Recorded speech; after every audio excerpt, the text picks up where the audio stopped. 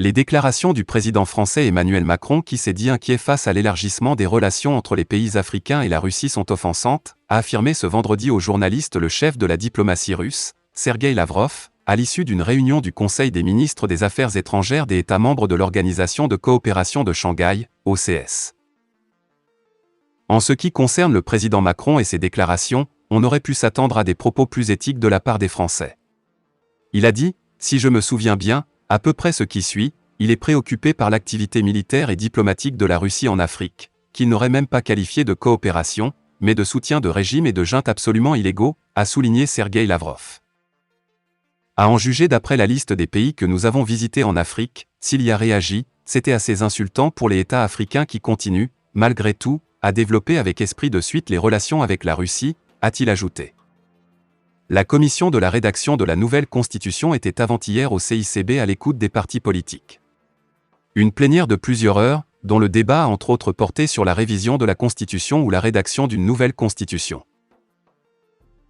Michek Oumar Konar, membre de la Commission, naturellement, il y aura une nouvelle république.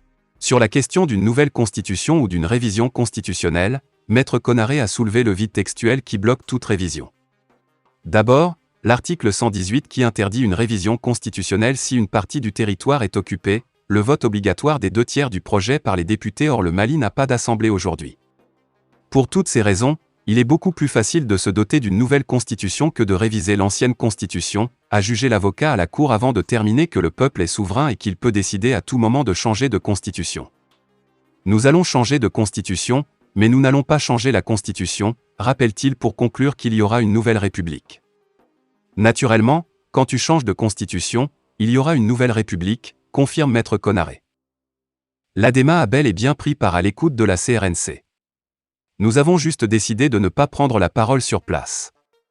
Nous procéderons par écrit comme le suggère la procédure. Nous avons nos remarques.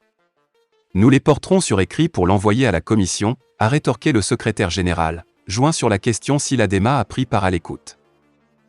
À en croire le responsable politique, son parti a beaucoup d'inquiétudes sur cette question de nouvelle constitution. Nous ne pouvons pas aller à une nouvelle constitution sans aller à une nouvelle république, dit-il, chose que l'ADEMA trouve inopportune pour le moment. D'abord pour des raisons de légitimité et aussi le risque d'un saut à l'inconnu que le parti veut éviter. Quel régime politique allons-nous adopter pour la nouvelle république? Quel sera le contenu? Évitons qu'à chaque fois qu'il y a coup d'État, qu'on change de république, préconise M. Sangaré.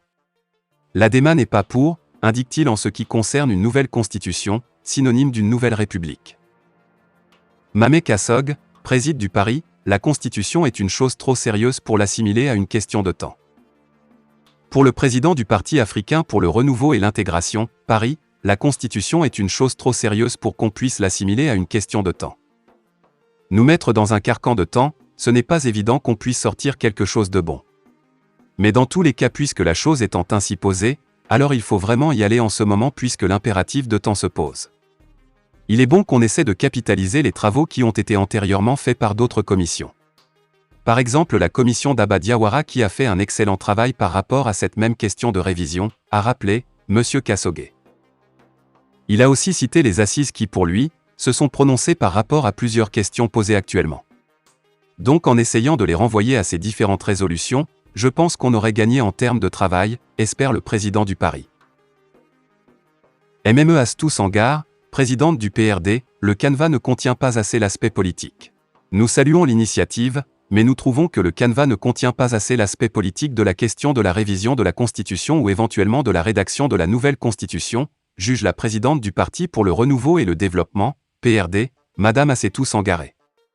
On ne peut pas adresser un canevas aux partis politiques qui ne parlent pas de quel régime politique nous voulons dorénavant pour notre pays. De quel type de mode scrutin nous voulons pour le représentant, ceux qui sont appelés à représenter la population dans nos différentes instances, a soulevé la présidente toujours parlant du canevas envoyé aux partis politiques pour répondre à des questions précises. C'est extrêmement important, tout le monde se plaint au Mali du nombre de partis politiques ou de la transhumance politique. Ces questions ne figurent pas non plus dans le canevas adressé aux partis politiques.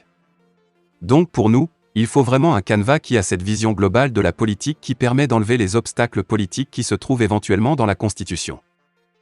Le canevas que j'ai reçu ne répond pas à la question de quelle interactivité entre les institutions de la République, fulmine-t-elle. À Elie Traor, secrétaire général des jeunes du FCD, les choses évoluent, il faut évoluer. Pour le secrétaire général du Bureau des jeunes de la Force citoyenne et démocratique, FCD, les choses évoluent, il faut évoluer avec le temps et les partis politiques jouent un très grand rôle dans la rédaction de la nouvelle Constitution. Il est normal que les partis politiques viennent à l'écoute, confirme-t-il. La nécessité d'une nouvelle Constitution est là, avance Ali Traoré parce que pour lui, il y a 3 présidents qui voulaient changer la Constitution. Cela veut dire à suffisance que la nécessité est bel et bien là.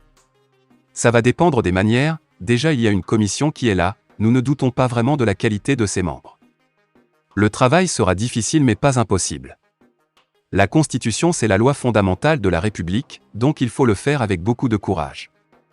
Après la rédaction, il faut qu'elle contienne ce que le peuple réclame qui consiste à réduire le pouvoir du président de la République et celui de la Cour constitutionnelle pour les élections, a conseillé Ali Traoré du FCD. Mahaman Mariko, Crash Fasonieta, une des bases qui peuvent nous ramener à la paix, est l'accord d'Alger. Depuis 2012, notre parti n'a cessé de dire qu'il faudrait que nous fassions une révision ou un changement de constitution.